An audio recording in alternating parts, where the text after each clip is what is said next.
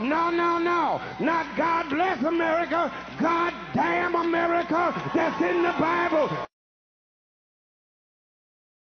Prior to Abraham Lincoln, the government in this country said it was legal to hold Africans in slavery in perpetuity. Perpetuity is one of the University of Chicago words. That means forever.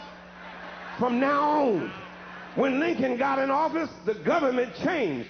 Prior to the passing of the 13th, 14th, and 15th Amendments to the Constitution, the government defined Africans as slaves, as property, people with no rights to be respected by any whites anywhere. The Supreme Court of the government, same court, granddaddy court of the one that stole the 2000 election, Supreme Court said in its Dred Scott decision in the 1850s, no African anywhere in this country has any rights that any white person has to respect at any place, anytime. That was the government's official position, backed up by the Supreme Court, that's the judiciary, backed up by the executive branch, that's the president, backed up by the legislative branch, and enforced by the military of the government. But I stopped by to tell you tonight that governments changed.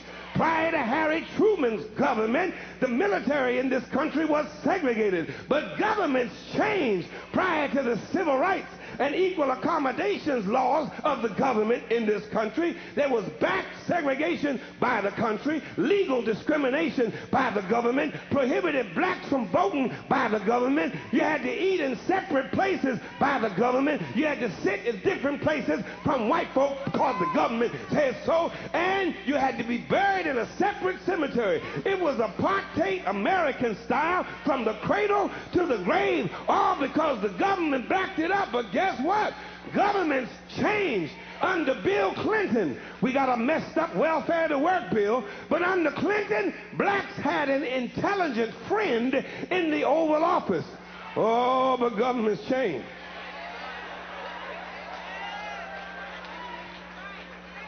The election was stolen.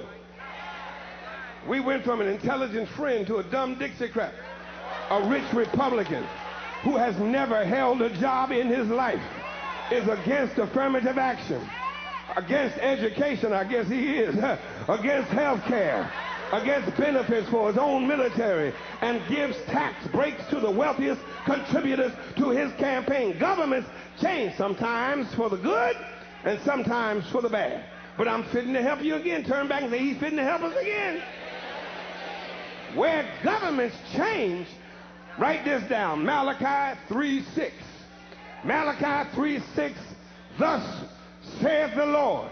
Repeat it after me. For I am the Lord, and I change not. That's the King James Version. The New Revised says, for I, the Lord, do not change. In other words, where governments change, God does not change. God is the same yesterday, today, and forevermore. That's what his name I am means, you know. He does not change. There is no shadow of turning in God. One songwriter puts it this way, as thou hast been, thou forever wilt be. Thou changest not. Thy compassions, they fail not. Great is thy faithfulness, Lord, unto me. God does not change. God was against slavery on yesterday, and God, who does not change, is still against slavery today. God was a God of love yesterday, and God, who does not change, is still a God of love today. God was a God of justice on yesterday, and God, who does not change, is still a God of justice today. Turn to your neighbor and say, God does not change. Where governments lie, God does not lie.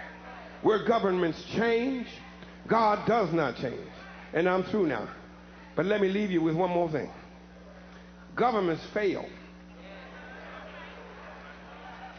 The government in this text, comprised of Caesar, Quirinius, Pontius Pilate, Pontius Pilate. The Roman government failed. The British government used to rule from east to west. The British government had a Union Jack. She colonized Kenya, Ghana, Nigeria, Jamaica, Barbados, Trinidad, and Hong Kong.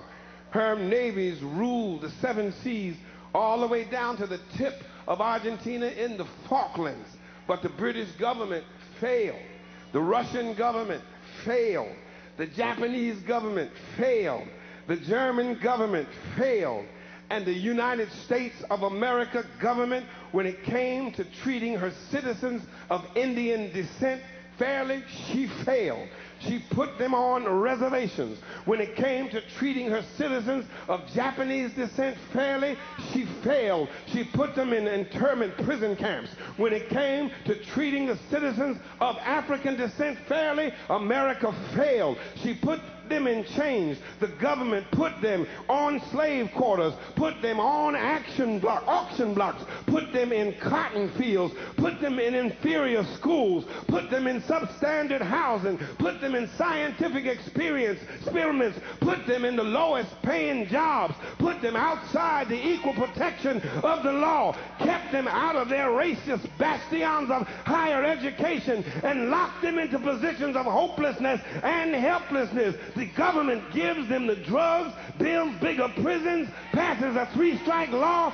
and then wants us to sing God Bless America? No, no, no. Not God Bless America. God damn America that's in the Bible for killing innocent people. God damn America for treating her citizens as less than human. God damn America as long as she tries to act like she is God and she is supreme.